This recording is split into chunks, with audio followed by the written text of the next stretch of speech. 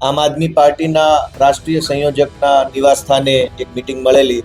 અને આ મીટિંગમાં નક્કી થયા પ્રમાણે આમ આદમી પાર્ટી દ્વારા મને વિસાવદર વિધાનસભાની પેટા ચૂંટણીના ઉમેદવાર તરીકે જવાબદારી સોંપવામાં આવી છે।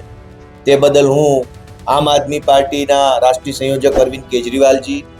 અમારા માનનીય નેતા ઈશુદાનભાઈ ગઢવી, માનનીય શ્રી મનોજભાઈ સોરઠિયા અને અમારી આમ આદમી પાર્ટીના તમામ ધુરંધર કાર્યકર્તાઓનો ખૂબ ખૂબ આભાર માનું છું કે એમના સાથ, સમર્થન અને સહકારથી અમે વિસાવદરની અંદર ફરી એક વખત ઇતિહાસ બનાવવા તરફ આગળ વધીશું। વિસાવદર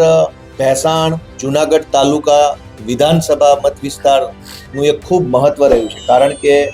ગુજરાતના પૂર્વ મુખ્યમંત્રી અને ખેડૂતોના મસીહા કહી શકાય એવા પૂર્વ ખેડૂત નેતા જેઓ આપણી વચ્ચે હયાત નથી એવા કેશુબાપાનું જીવન આ વિસાવદર ભેસાણ વિધાનસભા સાથે જોડાયેલું છે। ત્યારે મને એક બહુ મોટી જવાબદારી સોંપવામાં આવી છે અને એક ગૌરવ લઈ શકાય એવી પણ બાબત છે કે એક સામાન્ય કુટુંબ પરિવારમાંથી આવતા ખેડૂતના દીકરાને